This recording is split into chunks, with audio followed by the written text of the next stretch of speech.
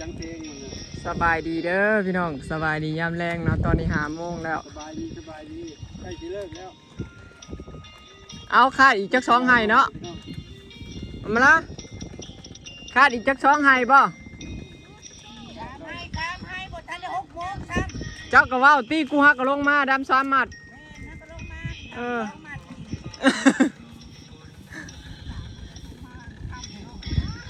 จักหน่อยแม่ทำเมาอยู่ฮะจิแตงยังอยู่เทิงนะ4 โมง5 โมงจะลงมาเลยคนงานอยู่รถน้ำป่านนี่เนาะข้าวไปไหนแล้วเขาว่ากินอยู่ซื่อๆบ่ได้นอนน้ำเขาว่า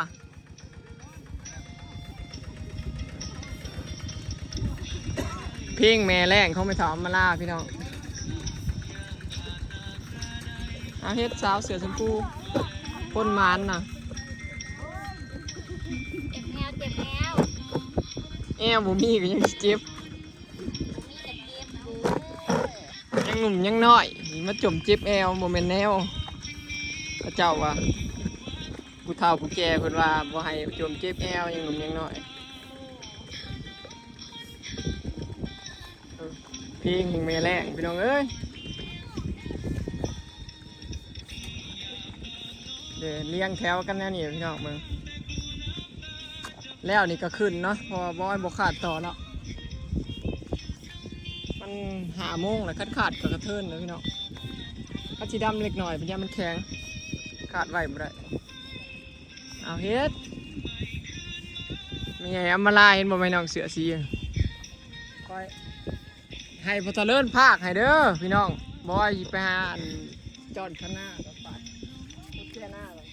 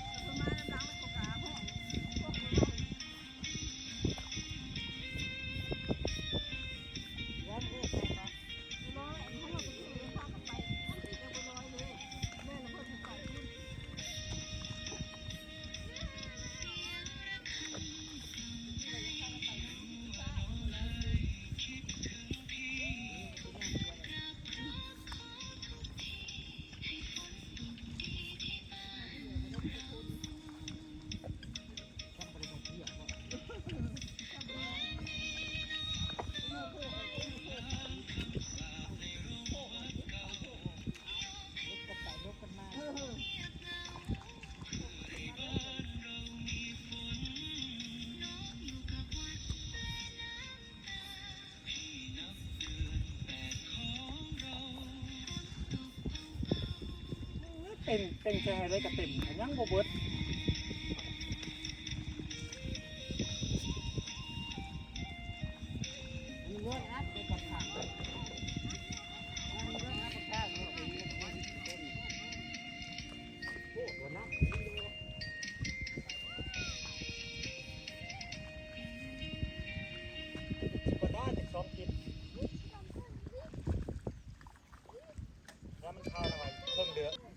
เข้าแล้ว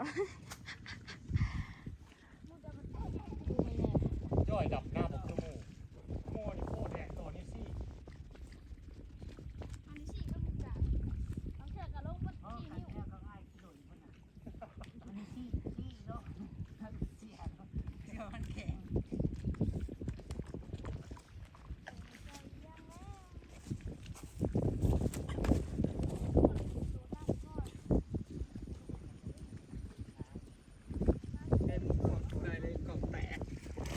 ก็ได้อยู่บ่แม่นติ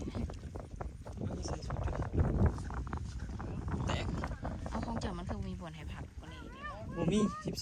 13มีแต่14 15ติ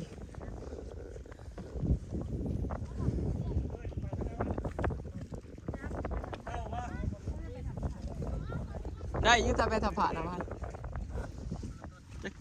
ไปหัวแดงคือเหลือแค่นิดเดียวพี่น้องเอาบึ้ดจำบึ้ดไปชุดนาก่อนชุดนาก่อนอมขี่ม้าเขา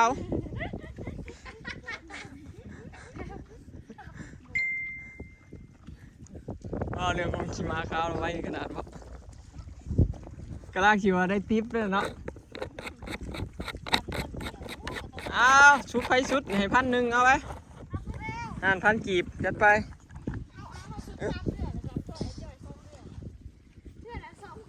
ผู้บ่าวเสือปุ๋ยไอ้ชื่อเสือปุ๋ยแถมหมาน้องลา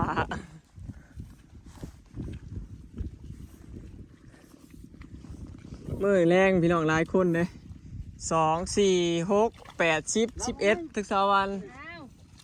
12ทั้งพอทั้งมือพี่น้องทีมงานดำตอนนี้นะแผนกลกกาลกบ่ทันจ้าเนื่องจากว่าเฮาดำไว้หรือเฮาใส่ลายกกกับบ่จัก เสือเหลืองกำลังแซงเสือเหลืองกำลังแซง เสร็จ ลายกำลังคนเข้าไปแล้วเจ้า ดากจูบหน้าแท้ๆปากฮะ ไปแล้ว บ่ได้แข่งขันยัง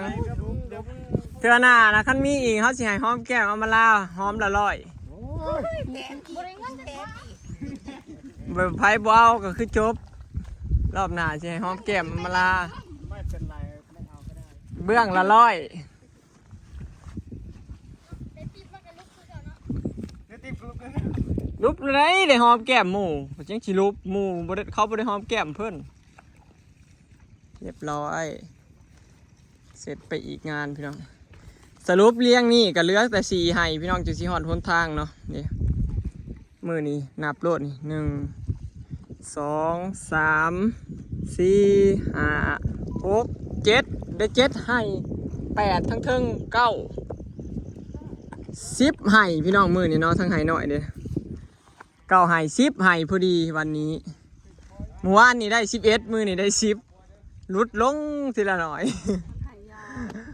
บ่คนมันก็เริ่มเมื่อยเด้มื้ออื่นก็สิลงพุ่นละลงฮอดพี่แล้วนี่ฮอดบนทางพุ่นแล้วนี่มื้ออื่นอีก10ให้นับลงไปแล้วนี่4แล้วก็5แล้วก็พู้นแล้วใกล้สิฮอดกกกันมื้อแรกมื้ออื่นนี่ก็เกือบฮอดอันน้องน้ำสางเกือบอีกพอดีรวมนะซะ2มื้อซะแล้วซะเลี้ยงกกกระเดานะรวมนะมื้อครึ่งยังครึ่ง บ่เลยว่าบ่เลยผู้ใดสิเอาใช้ชนะห่วยบ่ไหวเจ้าแล้วพุ่นเจ้าหลายคนพุ่น ซุมเฮาก็สิเกิกแนะนำกะเด้อกะบ่ทันพี่น้องเบิด เจ้าบ่ทัน ถ้าเจ้าลูกบ่ทันแล้วกะเริ่มเบิดละ กล้ามัน ดำน้ำบ่ทันดีบ่ดีสิได้แป้นลกกะซอยกันเด้เพราะว่า มันสิได้ไปลุมกะพุ่นหลาย กะน่ะมันหญ้าลายกับมันห่างบัดหญ้าพันลายมันได้เลือกได้แบบลกยากพี่น้องมันกะบ่งามมันกะงามมันก็ง่ายอยู่เนาะมันแท้คาดอีกจักช่องให้นะจอยมื้ออื่นสิได้ไปต่อผู้เนื่องโคมดำเอา พอแม่เฒ่าคอยแล้วฮาก็ลงมาพี่น้องเอ้ยเรายังบ่ได้ออกแห้งปานใดซ้ำมันแท้นะขาดอีกจักช่องไงเดี๋ยวเราสิว่าลูกผู้ถ่าอยู่แล้วเนี่ย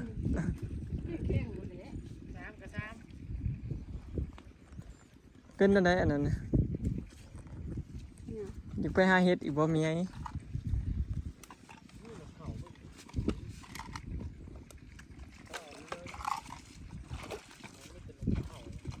ผู้ลิงขึ้นต้นไม้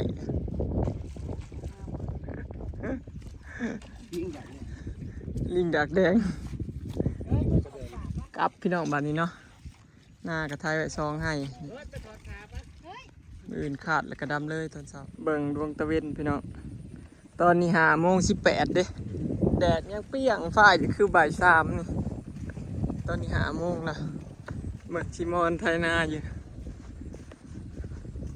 เดี๋ยวสิพาไปย่างไปเบิ่งชิมอนพี่น้องชิมอนหรือพอนไซเดี๋ยวสิพาไปเบิ่งแต่ละมื้อซุปเพิ่นขึ้นก่อนเด้หลายคนว่ายังให้ทายครูแฝดเขาจะเอาขึ้นก่อนกูมื้อพี่น้องยามเช้าเขาลงแต่เช้ายามเช้าก็ลงตั้งแต่เช้าบาดนี้ยามขึ้นเขาเจ้า10 โมงเขาเจ้าก็ขึ้นเลยพี่น้อง10 โมง10 โมงกว่าเขาเจ้าขึ้นกินข้าวเลยได้ก็เลยบ่ได้เพาะกันสุภาพบัดขึ้น11 โมงไปพี่น้องแต่ละมื้อสิบอนพนไซนี่10 โมงขึ้นนอนพักผ่อนแล้ว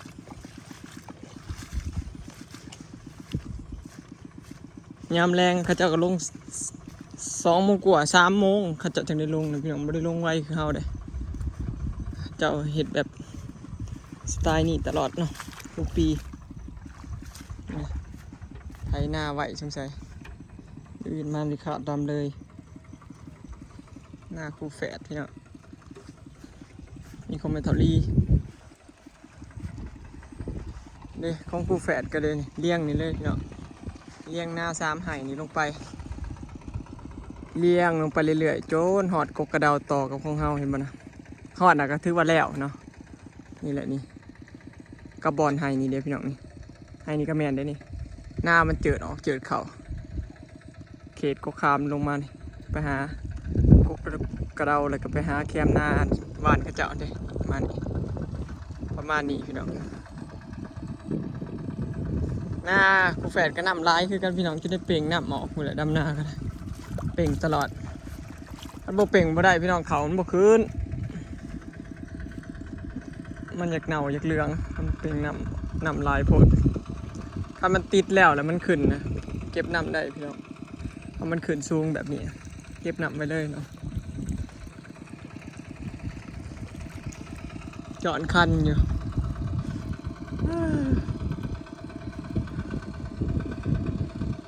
มาเบิ่งคอนไซลิซิมอนพี่น้องสิพามาเบิ่งผู้ได้จื่อเนี่ยพี่น้องจื่ออยู่บ่อภัยไทย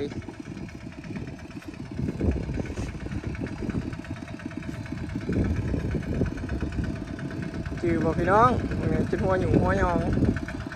เนี่ยไผทุกคนว่าไผพี่น้องซิมอนหรือคอนไซ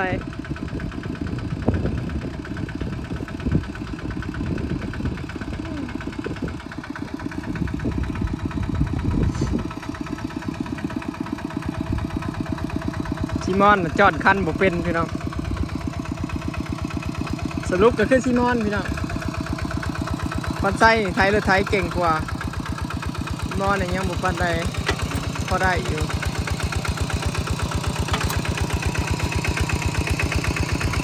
จอดคันแล้วได้ทำภูเขาคัน จอดใหม่อีกรอบบ่ มึงก็จอดคันหรือจอดขางอันนี้โกนลุบตะขางว้ายใหญ่เป็นเบาเลยพี่น้องแต่ก็ยังไม่ค่อยสำนานปานใด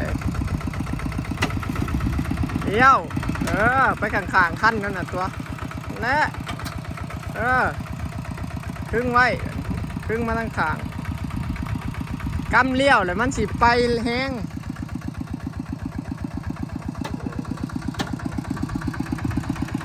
ปล่อย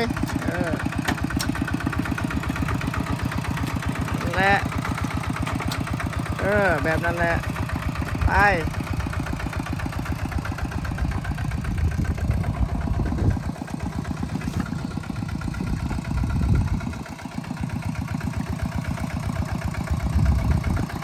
นั่นแหละ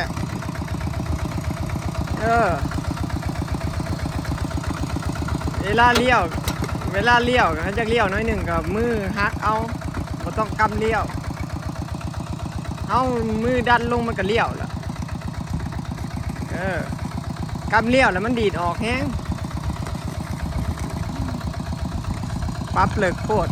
ซิบอลมันครึ่งยากปั๊บเลิกลายกันยากพี่น้องจอนคันผู้ใดจอนคันผู้เป็นนี่ข้างหน้าขาบหรือว่าข้างหน้าเลี้ยวหน้าขดคือ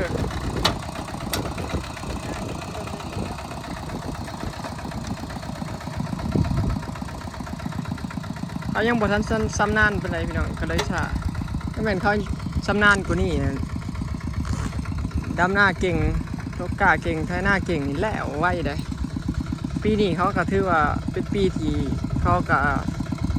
ทำงานแบบว่าเต็มที่กับซองไอ้น้องเนาะบางมือก็ดำซองไอ้น้องสิเด้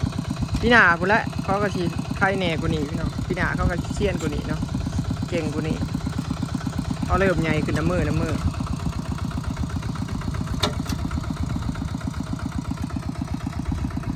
แม่ก็พอเพิ่นสงสัยโลกาพี่น้องเพราะว่าเราโลกาแต่ละมือได้ร้อยกว่ามัดและดำขาบเศร้ากับเบิร์ดสิเด้ขาบแรงกับบ่ได้ดำสิเด้เขาเจ้าทำไมเขาเจ้าดำเบิดมือ คือสิแล้วไว้ล่ะอันนี้เราหยุดไปโลกะเนาะแต่ว่าปีแล้วนี่เราจ้างพี่น้องปีนี้เราบ่ได้จ้างดำเองลกเองเลยปีนี้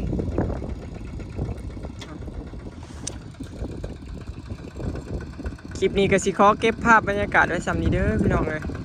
ฝากเบิ่งคลิปฝากเป็นกำลังใจให้เด้อเนาะพามาดูซีมอนไถนายามแรงไว้ดำมืออื่นเนาะคันมืออื่นเช้ามาไถมันบ่ทันคนดำพี่น้องก็เลยต้องไถไว้แบบนี้แหละเนาะแต่ว่าหน้าดินทรายมันขาดไว้บ่ได้มันขาดไว้แล้วมันแข็งพี่น้องบ่คือหน้าดินลมเด้หน้าดินลมนี่จ้างเวลาอยากจ้างคนงานดำนานี่สบายเนาะเพราะว่าเขาขาดไว้ตั้งแต่มื้อนี้เตรียมไว้นะมันจังทันขอดีขอเสียต่างกันพี่น้องไปแล้วพี่น้องสบายดีพี่มอนกับไถต่อต้องใส่สิไทยไว้2-3ให้เรียกอีกบหลายเนาะนาคูแฝดกะรุ่นมาไพ่สิแล้วก่อนกันของเฮากันยังเหลือหลายเติบแต่ว่าหลายคนเนาะ